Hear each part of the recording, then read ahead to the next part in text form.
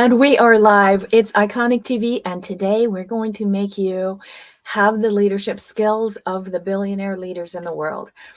You see, if you have a business, chances are what's happening for you right now is you're stressed, you're struggling, you're frustrated, you're probably overwhelmed. You're probably putting in a lot more hours than you are getting back in compensation. And you might make a lot of revenue, but it's not going into the bank. What that means is the profits aren't coming in. That needs to change. And why is it that some companies can be billion, trillion dollar companies? Who are these billion dollar leaders? What do they know that we don't know? So we're going to talk about that today. How can you become a leader like some of the amazing billionaire leaders? So we're going to really dive deep into that, look at 4 big leaders, and we're going to start right now.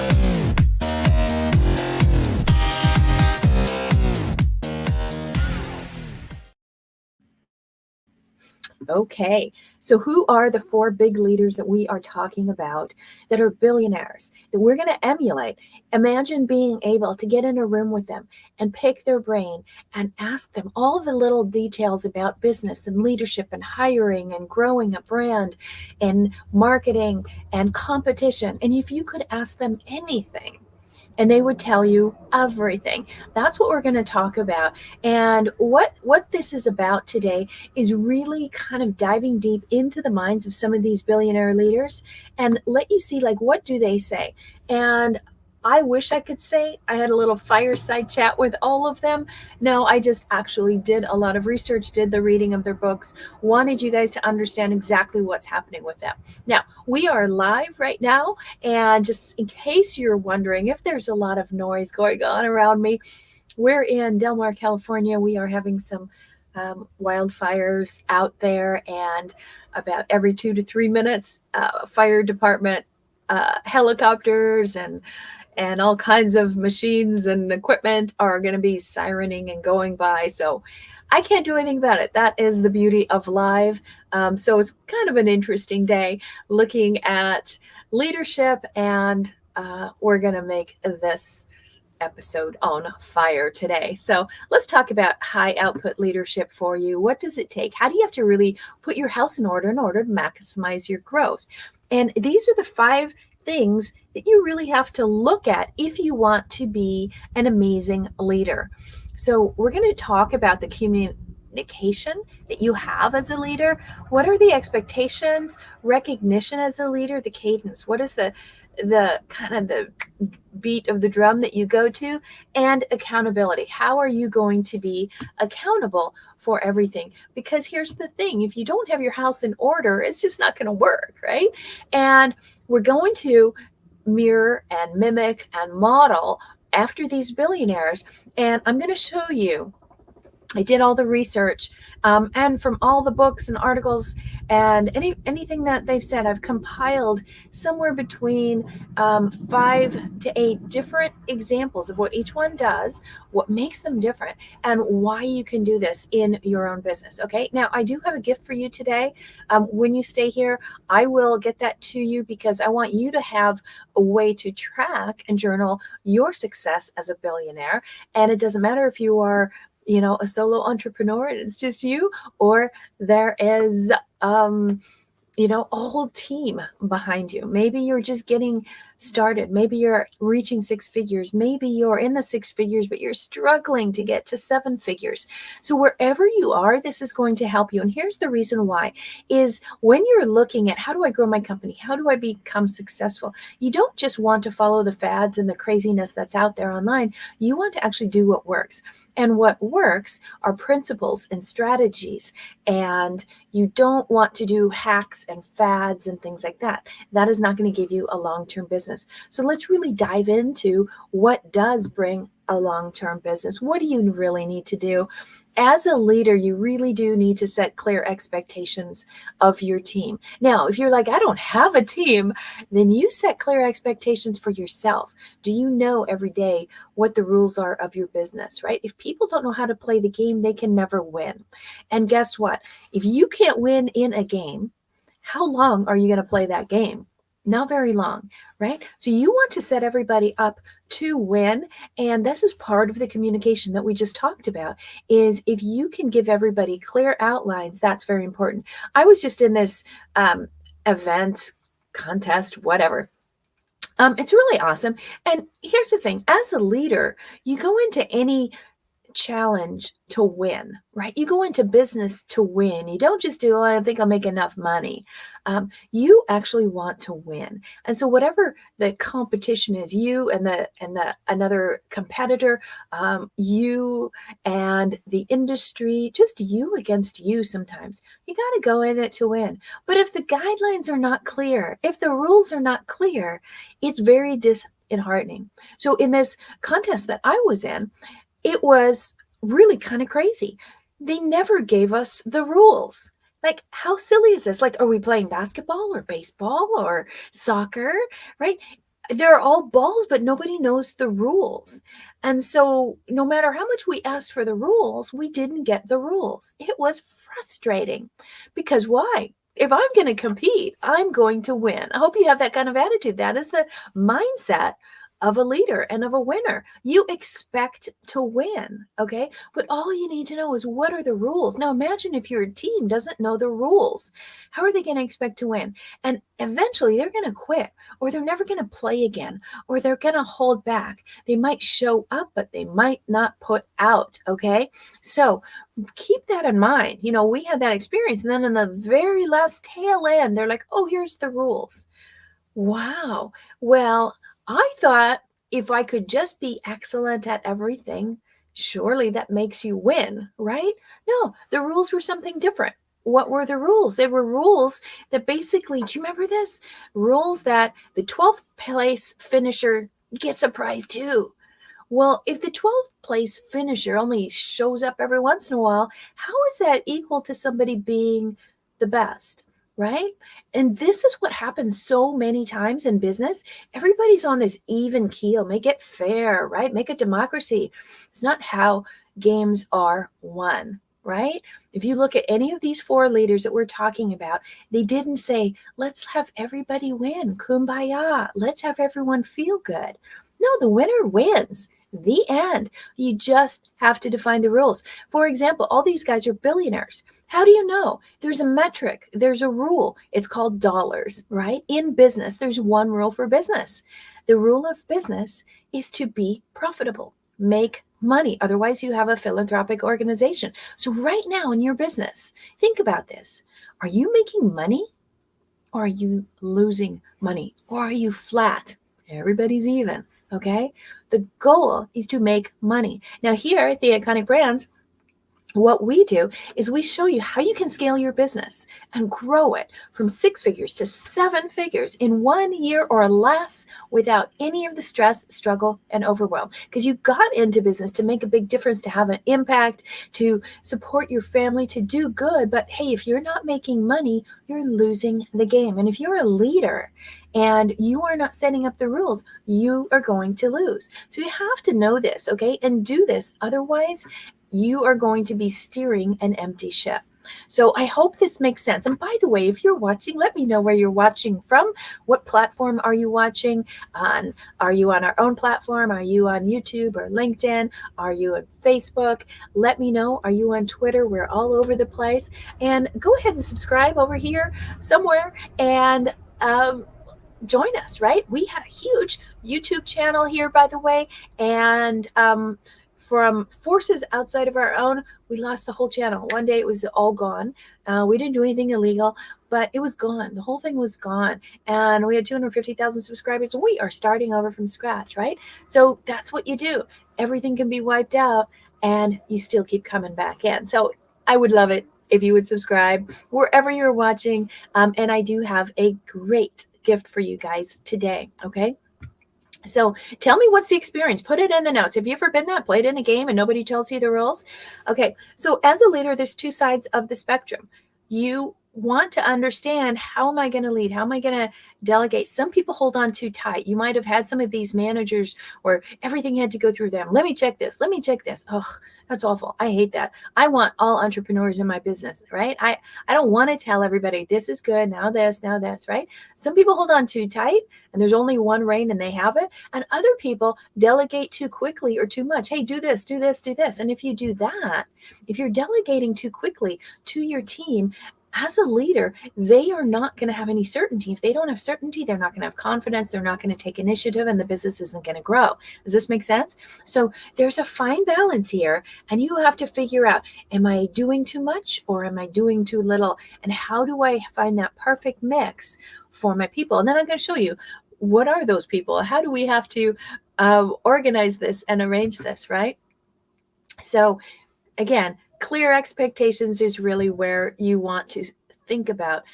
Everybody needs to know the rules of the game so that they can win. So if we look at all of these expectations, right, there's different things that people have to know. What are the core values of the company when you come in? What about the brand promise? This is what you're dealing with your customer base. What are you promising to them? What about the development aspect? This is really with your people. And what are the roles that everybody plays?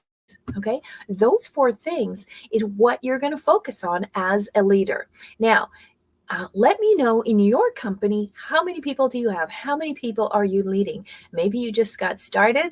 Put it down below, how many people? Or maybe you've led big companies before, big organizations, and now you've decided to step away from that and run your own organization. So what is your base? I'm going to talk about in just one more second the four leaders that we're going to take a look at, okay? And then I'm going to show you how you can do this in your business. So you need to set the expectations. You also need to define your company culture. And this is very important. Do you know the number one reason why people leave a company? Do you guys know? The number one reason why people leave a company is their boss, their supervisor, their leader was incompetent. They didn't make it possible for them to feel like they could succeed. And when you're hiring, you want to establish a culture. What is the culture, right? Google might have a different culture than Apple, than Geico, okay? They're all different cultures than Virgin Air with Richard Branson, who we're going to talk about in a second.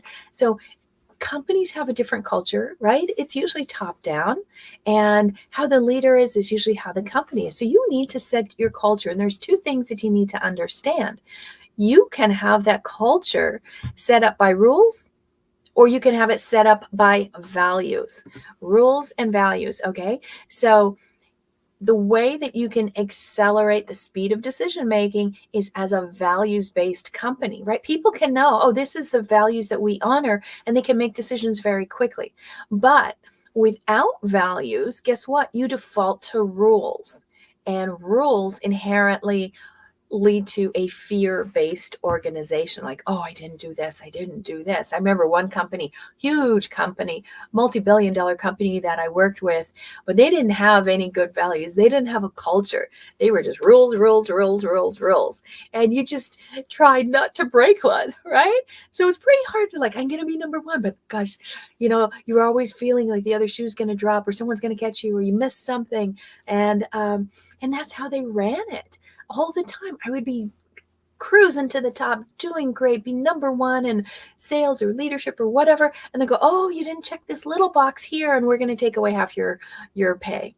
Right? It's just like, this is crazy. Okay. That's a rules-based organization. Anyone ever work in one of those, right? Maybe that's why you're running your own company, because you don't want to have anything to do with that. So think about that. The culture you want is based on values. What are the values you espouse? Like integrity, community, honesty. There's things that are values that you care about. Singularity of focus, right? Having intimacy with your audience. So it's not just all automated. What are those values? And you put those in place and people understand they can run with that. But without it, people are just afraid they're going to break a rule. Okay. And let's take a deep dive and let's look at the first one. Let's look at Elon Musk. since he's at the top of the money hill right now? What are 5 things and ways that he runs his company? Visionary thinking. That's obvious, right? I mean, if you're going to create spaceships and cars and tunnels and the Boring Company and all these things, he's a true visionary thinker, and that's what he looks for. High standards, right? It's never good enough. Like we can do it better. We can do it better. We can do it better. Steve Jobs had this a lot too, but he ran a more rules-based organization, whereas Musk runs a more values-based organization.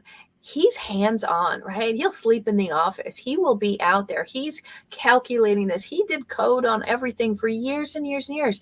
And when you have a leader kind of working side by side with you, you really expect that with a company. He's also very focused on problem solving. What could go wrong? What else could we do? How can we prevent this in advance, right? Looking 4 or 5 steps ahead.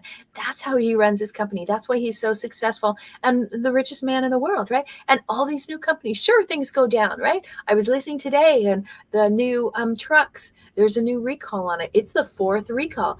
I can guarantee you that thing is going to be perfect at some point, but right now they're in problem solving mode. They don't have a problem with it, okay? They're going to solve the problem. That's their mindset and their attitude around it. And the other thing that he looks for is a cultural fit. This is a really big deal, right? They are a big company looking at culture, and they want to make sure people fit that. Somebody who's really looking for, I don't know, work-life balance, kumbaya, that is not going to fit in the Elon Musk culture, right? In their whole biosphere, that's not going to work. You're going to be putting in hours. You're going to work hard, okay? Now, you're going to see some commonalities with these, and tell me which one you like. If you had to pick which one of these billionaires you would model your company after, which one would it be? Let me know, okay? So let's take a look at, and tell me if you like this person or not. And also, have you read the books? Like, I thought, what's his name? Isaacson does great jobs doing bios. Read these books. They're fabulous. All right. And you know what every one of these guys do? They read a lot. I try to read 1 to 2 books a week. So keep reading and it will help you. So next in line, let's take a look at Jeff Bezos. And Amazon, huge company, right? This guy started off where he didn't even have desks. He took doors and put them on sticks, and that was a desk, okay, for years. So he is customer obsessed. That's one of his big things. Give everything to the customer. He's very data driven in the way he makes decisions. And you can see this with Amazon. They're always checking.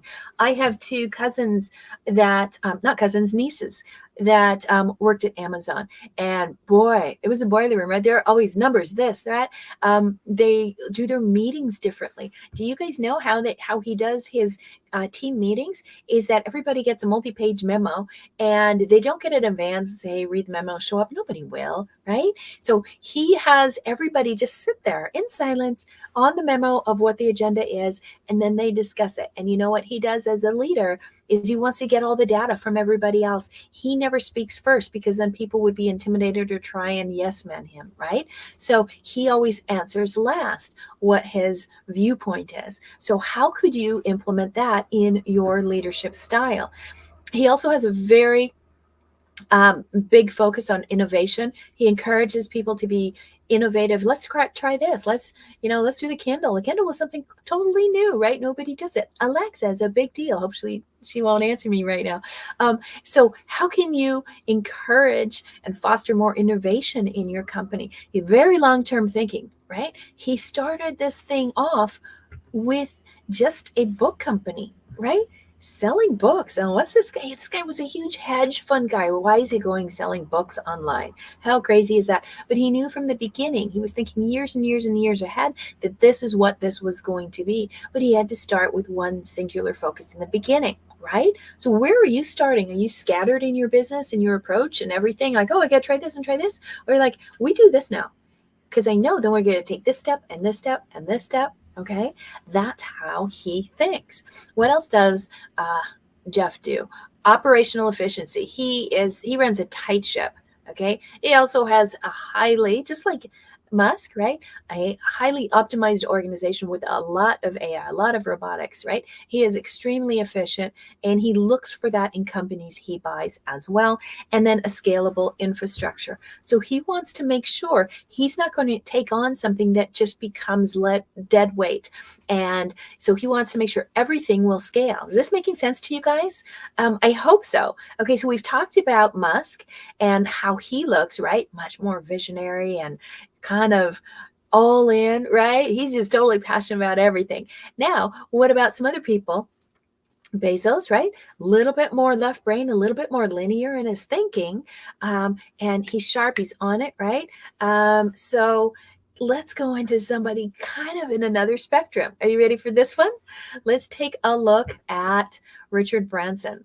Love this guy. I mean, who doesn't love this guy? He's out there doing crazy things, trying all kinds of things. He runs hundreds and hundreds of companies, and he spends about 1 to 2 hours a day running them. Okay. What does he say is value your employees? This is the one that I love the most, right?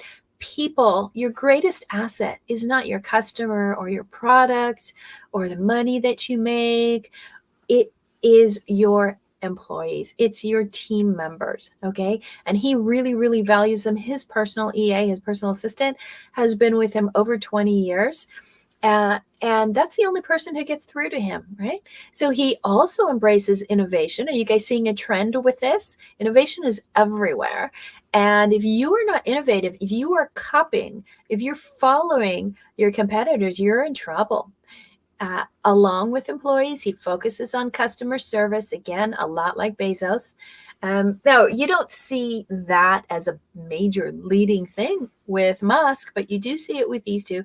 And lead by example. This is what he does. He loves to lead by example, and in valuing his employees and leading, he's going to delegate and empower people. Like, hey, this is you, go do this. And he trusts people. That's why he has so many hundreds of companies, because he trusts people to go out and run them. And what does he do? Here's a little secret. We do the same thing. We're hiring right now. We are hiring for some amazing people. I'll show you that and what we're looking for in a second.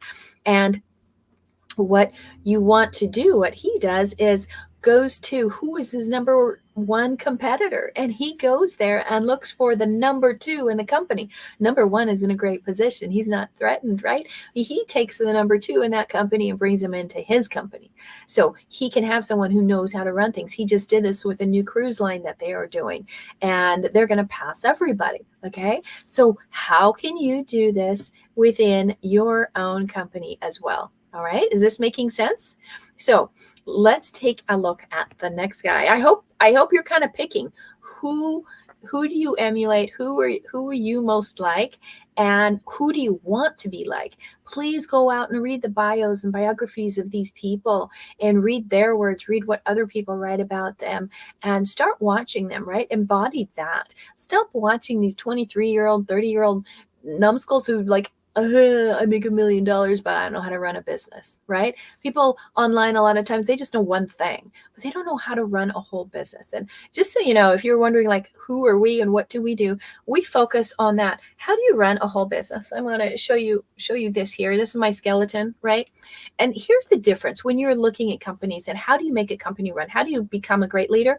So if you look at this as your business, right, the body of your business, okay? But what most people do is they only know one thing. Like I know the ankle bone, I know the thigh bone, right? I know the wrist bone, okay? And I'm really good with the backbone. But what's missing? They only know a piece, but they don't know how to put the whole thing together. And then maybe you try all these things, but what the big thing is missing is this. It's the head, right? And they don't know. Nobody has a head, right? That's the strategy, okay? That's leadership. And if you don't know how to do that, okay, if you can't be a good head of your company, then you need to get some help, right? So we'll be happy to help you look at your business, give you a 5-minute assessment of your business, tell you what to do in what order. And then you go, oh, and I'll give you a roadmap. a printout of everything you should do in your business in order to scale it. Because again, we believe in taking businesses out of that 6-figure range into 7-figure profits and do it in a year or less. And if that's something that you'd want to do, please reach out, type #call, and we'll do it. And, before I go on to the last guy, I've got a treat for you. I promised you a treat. So here is your gift. I'll give you a free planner. This is your Solopreneur Power Planner. Okay. If you need to know, well, my day is a mess, I don't know where I'm going, what I'm doing, I want you to have this planner absolutely for free. It goes through everything. It's broken down by quarter, and look at your vision, your goals, and your team, and everything you're doing. Look at it quarter by quarter. I want you to have this absolutely free, no charge. I'll also give you a 5-minute profit call so you know what to do and what to put in there. Okay. So I want you to have both of those, because if you're going to be a true leader, you need to structure it. You need to have your agendas, your plans. You need to track everything. And this will help you continue to set clear expectations for your team and for yourself until you actually have a team. Okay. So who is the next one that we want to look at? Who's the next billionaire? Who do you think of when you think of a great billionaire, a great leader?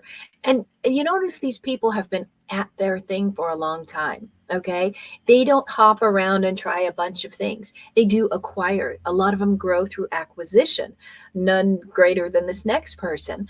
But they don't just try this for 2 years, go over here for 2 years. I'm over here for 2 years. Right. And people that do that, guess what? They never make it. They don't scale up. Okay. So they stick with their one business and scale it from within, right? Or through vertical acquisition. Okay. And there's 3 ways that you can do that. So they use all 3 of those ways. And if you need to know how do I do that, we'll be happy to tell you. And we can take a look at your business or your website. You can even just show me your planner and I'll tell you exactly what's going to happen for you in the next 6 months. Okay. So let's take a look at this next guy, one of my all-time favorites. Warren Buffett, right? The Oracle of Omaha. His partner recently passed, right? Charlie Munger, amazing guy. Now, I actually had 12 concepts of him, because you could study Warren Buffett forever. It's just fascinating. So, but I just pulled these top 9 here. And if you want the rest of them, let me know. So he's talking about investing in yourself, focus on long-term goals, okay? If you, again, he and Bezos, right? Looking at the long term, everyone's looking at the long term because they are playing a long game. But he talks about investing in yourself. Like, what is it that is going to give you the greatest return? And that's investing on yourself. Again, these people read a lot, build strong relationships, and hire the right people. The other thing that he says that's really interesting is understand your business.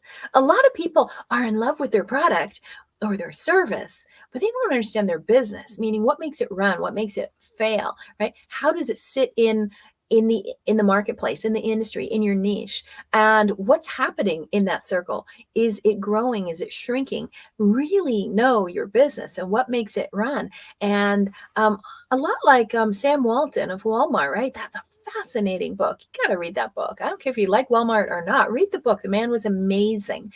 And he knew his business like nobody's business. All right. So what are some other things that we can learn from Warren Buffett?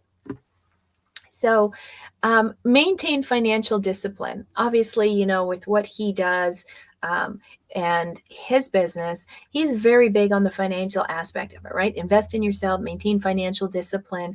A lot of people don't. People are careless. They're like, I'm not making any money, but they'll keep buying and spending. And they're trying to have this lifestyle before they ever actually put in the work. And so think about this.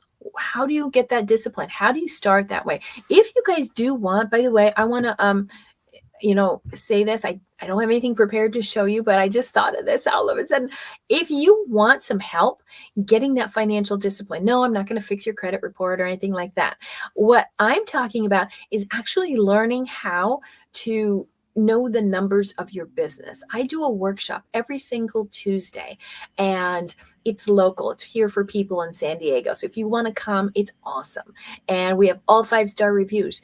But we talk a lot about the numbers on the profit, okay? And most people don't even know how to calculate it. And if you want to know how to do that, imagine how much farther ahead you're going to get. And most people lose money. People are taking advantage of them because they don't know how to actually look at their numbers and look at the things that they need to do in order to make more profit.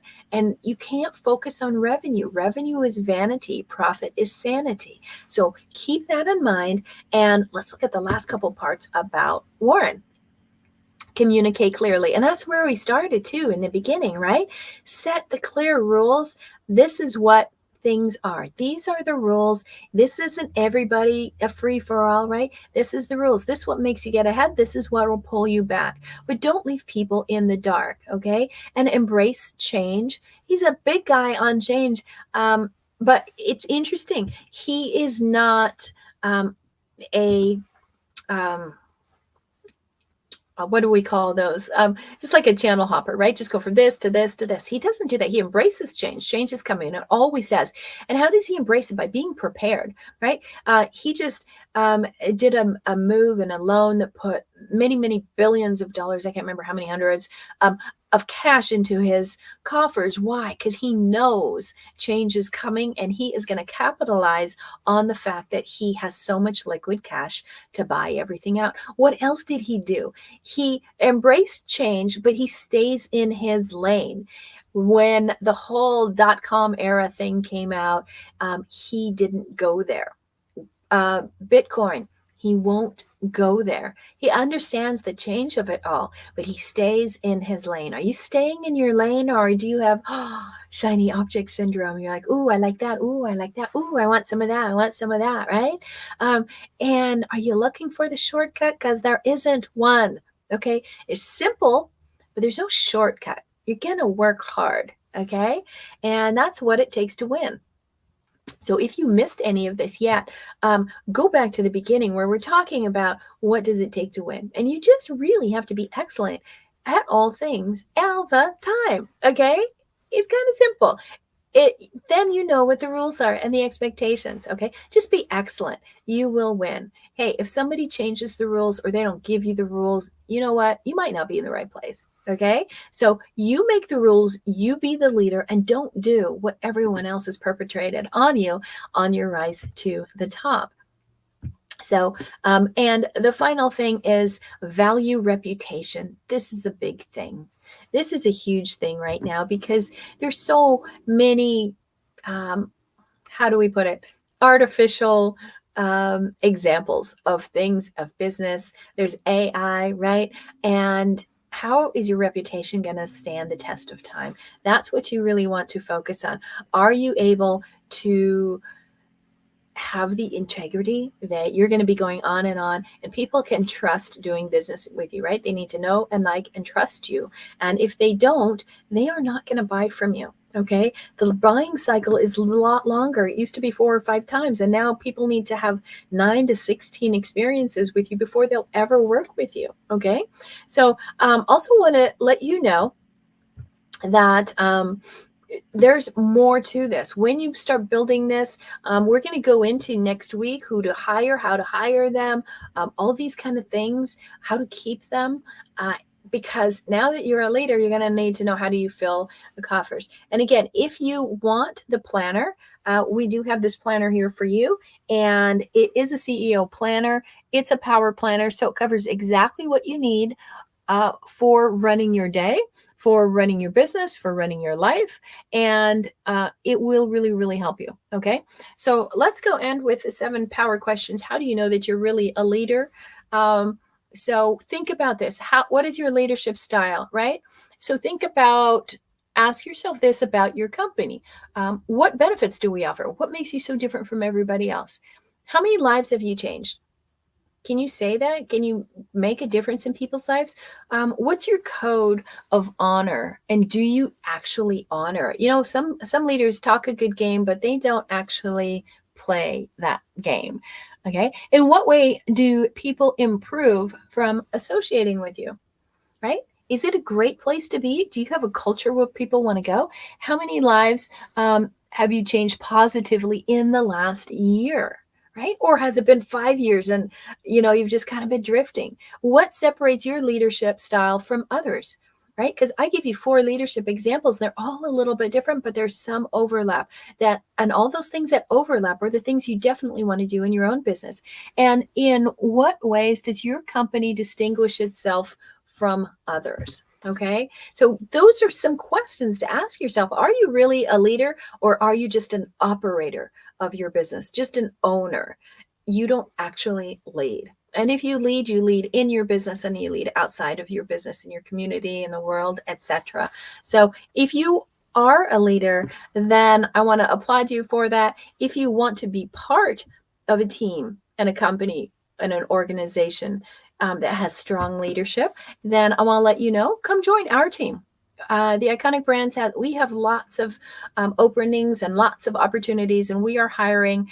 Go to jobs.theiconicbrands.com, see what we have available. If you have your own business and you want to scale and expand that, if you want to have everything kind of done for you, and if you want to capitalize on your speaking abilities, your leadership abilities, maybe you're a coach or a consultant, maybe you're an IT person, maybe you're a social expert or a digital agency.